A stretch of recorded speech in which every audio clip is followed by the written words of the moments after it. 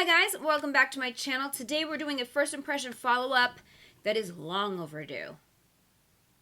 Long overdue. I did a first impressions. I've done like a couple of different like trying new makeup videos throughout the last several months. And I mean, probably the last like 3 or 4 months. And I've not followed up on any of the products. So I just tried to jog my memory of like some of the products that I had been trying and just give you kind of a recap on what my thoughts on them were. That's what we're going to be doing today. Some of the products that I did try, I have followed up on, and any of those, they're not going to be in this video because they've ended up in a favorites, in my yearly, whatever, you know what I mean? Like, you guys have seen my follow-up thoughts on those products. But here are some that I didn't really follow up on that I thought that I would, make a video and follow up on because I really want to be consistent about doing that because I don't feel like first impressions videos give the whole story, and I want to make sure that my opinion on these products is accurate so that you guys can, make the best decisions for yourself if you're interested in how I feel about something. So anyway, that is what we're going to be doing today. If you guys want to hear my follow-up reviews on some of the products that I tried over the last few months, then keep on watching.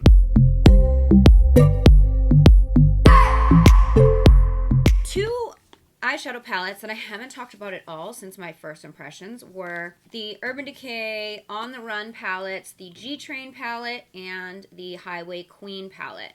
I've tried these a couple of times now, and I mean, I like them. I do. I love the idea of these. I love that they're 8-pan palettes. I love that you can take them on the go. They're easy to pack. The packaging is good. You've got a mirror in there. But neither one of these color stories would be one and done for me on a travel. If these color stories are right up your alley, I think they're fantastic. These for me wouldn't be like, I wouldn't just bring this palette traveling. Like, you know what I mean? There's not enough variety for me. Like, this is definitely a vibe, right? It's kind of like a ColourPop, like, 9-pan theme. Well, this is a Urban Decay 8-pan theme. You know what I mean?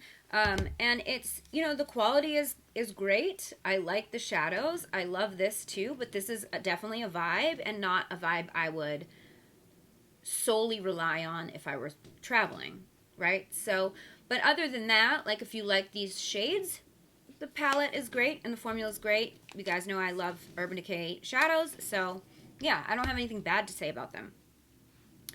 But I do have something bad to say about these. Also from Urban Decay, I did a whole video trying these out. One is the Stay Naked Threesome palette and the Stay Naked Fix powder, face powder. In that video, I had such a tough time with this powder because this is just the wrong shade for me, and because of that, I really haven't gone back to it. I can't use this under the eyes because it clings to concealer. It almost like clings to the rim of my pores, drawing more attention to them rather than sitting on top of them and blurring them out, So I was not a fan of that at all. And this one I did like at first. My big complaint with this was that the pans aren't separate, and so every time I dipped into one, I was getting the other product too, and I didn't love that. Just to add further onto that, I noticed that as I used the bronzer and the blush and the highlight, it was drawing more attention to my pores than like other products. So whenever I use the bronzer, I could like see my pores kind of through the bronzer in a way that doesn't happen to me with like this bronzer, which is the Fenty bronzer. So I don't know, I just didn't love the formula either, I don't love this everything in one pan thing, and I also didn't love the formula. I didn't hate it, but I just didn't love it. Like, if I'm gonna do my base makeup, like, I definitely do not want, like, more attention to my pores than I are. Like, you know what I'm saying? Like, my goal is to blur them, not to draw more attention to them. I feel like this video is going to be quick because I'm just, like, zipping on through. Alright, so the next product I have here is the Urban Decay All Nighter Face Primer. I'm just going to go through all my Urban Decay products and get them out of the way. Been trying this, been testing this, been loving this. One of the things I did say in my trying new makeup video, I don't know if I said it in that video or what video I said it in, but it was tough to know because I've been trying it with the Urban Decay All Nighter Foundation, and that was like the wrong thing to do. The best way to try this and to see if it really works is to try it with a foundation you already know doesn't last that long, and then you really get a sense of how much further it will extend the wear of your foundation. If you use it with a foundation that you already know will last for 12 hours, you're not going to get an idea of, is this helping? Is it making it last more than that? Probably not. But if you have a foundation that you love, that you know after 8 hours looks not good, or it starts to break up or whatever, this will definitely help. It will extend the wear. I've noticed that I've tested it with a lot of drugstore foundations, and I've noticed it definitely helps the wear of those. So I've been using this a ton. I love it. I have it on right now, even though I also have the Urban Decay Stay Naked foundation on. I don't know, but it's been the one I've been reaching for because I'm all about longevity when it comes to products. So I'm like, well, maybe it will help me last a little bit longer, and if it does, great.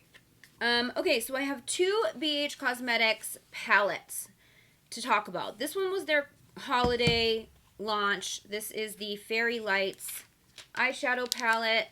I did a video reviewing this, as well as the La Vie Done Prints collaboration palette. These are very, very different. One is obviously neons, and the other is kind of more of like that sugar plum fairy vibe. I will say, this one, my first impression, I really liked it, and I don't not like it, but it's not my favorite BH palette they've ever done. You know, it's just not my favorite. It's good, it's fine, there's nothing wrong with it, but I definitely don't think that this is one that I would reach for over and over again. This one here, actually, I love. I love the formula. And these neutral shades I've used a lot, especially this brown here. It's called Cocoa. There's something about this brown shade. It is one of the most beautiful brown shades ever. Like, I don't know, it looks so good on, if you're doing like a glam look, or just even a more natural like soft glam, or if you just want something to slap in the crease. I love that color. I have not played with these yet, and it's because this palette launched in the winter, which I feel like was weird. This is definitely a spring vibe. Like, even the butterflies on the front. I mean, I love the whole vibe that they did with this. But it definitely, to me, it screams spring. Doesn't it? Am I wrong? Am I the only one? You could, I mean, or summer, but spring, I feel. Like, in the spring, I am going to want to do some of these looks. And I did say I was going to create a look with some of the color. I know you guys wanted it, and I will. But I think it's definitely going to be a spring thing, like I said, because, I mean, I'm just not, like, in the mood for, like, a neon pink right now, you know? I mean, it's February, so maybe next month I'll be in the mood for it. But I do like the formula, and I like that palette a lot. I think it's totally worth it. One to definitely pick up if you feel like you would get use out of it in terms of formula. Like, if you think that you'll get use out of those colors and stuff, the formula is great. Next up, I think this is the last eyeshadow palette. This one here is the ABH Amrezy collab. I first impression to this not too long ago at the time that I'm filming this video. But I do have some updated thoughts on it. I want to take the brush out so it doesn't fall out at me when I hold it up. Okay, so, you know, I talked about this because I did a Makeup Monthly podcast episode. If you guys haven't checked it out, if you're interested, you can head over there. I go into depth with all the makeup that I tried in the month of January, and I talked a lot about this palette. The thing is that ABH shadows are ABH shadows. They are very soft. They have a lot of kick up. They are a little tougher to blend. The metallics are so foiled and beautiful, but again, soft. If you press in them, you can destroy them like this. Now, the pressed glitters were something new, and that is why I bought this palette, because First, it's a 16 shade, which they're usually normally 14 shades, and it's because they added pressed glitters, and that was the first time they'd ever done that in one of their palettes. I was like, boom, pressed glitter, have to have it, going to buy it, bought it. Little bit disappointed in the pressed glitters, and here's why. The shades are stunning. Like, I cannot get enough of the shades on these. Like this one, what's it called? Liddy. This is one of the best glitter shades I've ever seen in my whole life. Like, it is pink and gold together, and it's stunning like nothing else. It's like I've never seen a glitter this color, and I love it. The problem I have with it is every time I use it, and I haven't really used Gemini, which is just more of like an antique gold, and it's so pretty too. I just haven't used it because the problem I keep having with the Liddy glitter is that it falls out all over my face. There's not enough glue in them, and I don't know if it's the glue or they're not pressed hard enough with the glue or what, but every time I use it, it looks like I have a glitter shower. Well, I started using it with glitter glue, and I had a girls' night out, and I used the glitter glue, and I put the Liddy on, and I got to my girlfriend's house, and I pulled out my phone because I was going to do an Insta story because I was feeling myself and feeling my makeup that night, and I open my phone, and I look at myself, and glitter all over my face, and I was pissed because I worked hard on my base, and it was like full beat, full glam, like that took me a long time to do, and I had glitter all over my face. Like I was not happy, okay?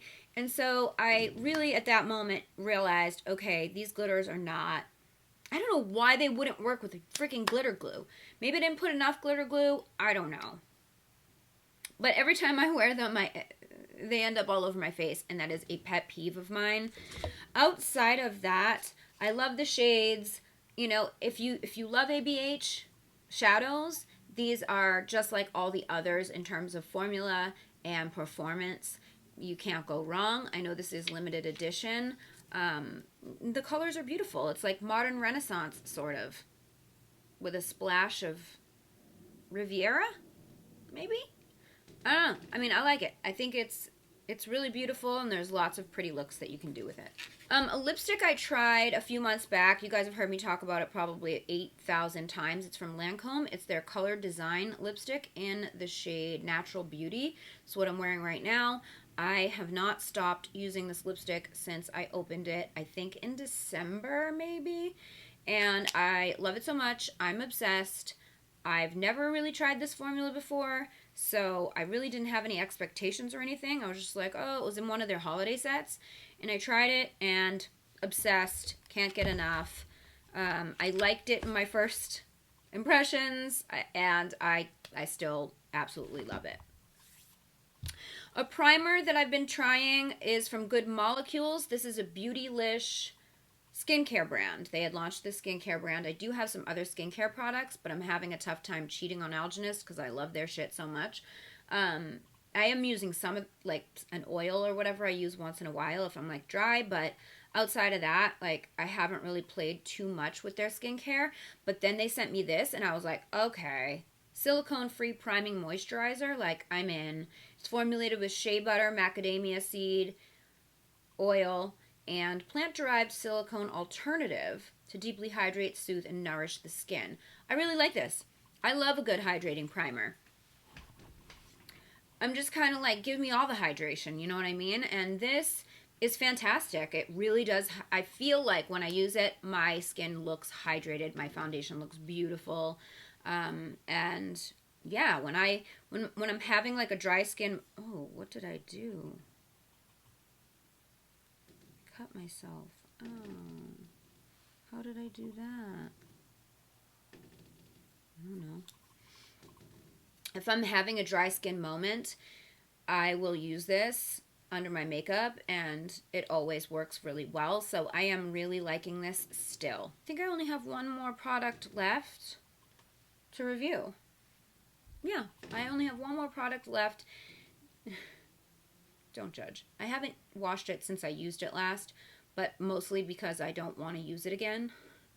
This is from Beauty Blender. This was in one of their holiday collections. It's a green beauty sponge. And I don't know what they did differently with this sponge, but you guys, it's like sandpaper when I tell you. It's like, I don't know, like I can tell when I blow it up, when I wet it and it gets bigger, you can tell that it's more porous almost, like you can almost see like the holes a little bit more in the sponge itself. And whenever I'm using it, it feels so rough on the skin. I feel like it's absorbing all of my product. I don't know. This is just not like the regular Beauty Blender.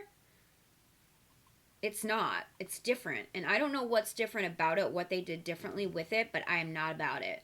I've used it maybe 3 or 4 times, and I was just like, I can't. I don't like it. I don't like the way my makeup looks after. I don't like the feeling of sandpaper on my face while I'm blending my makeup. You know what I mean? And I love a Beauty Blender. Like, who doesn't love a Beauty Blender?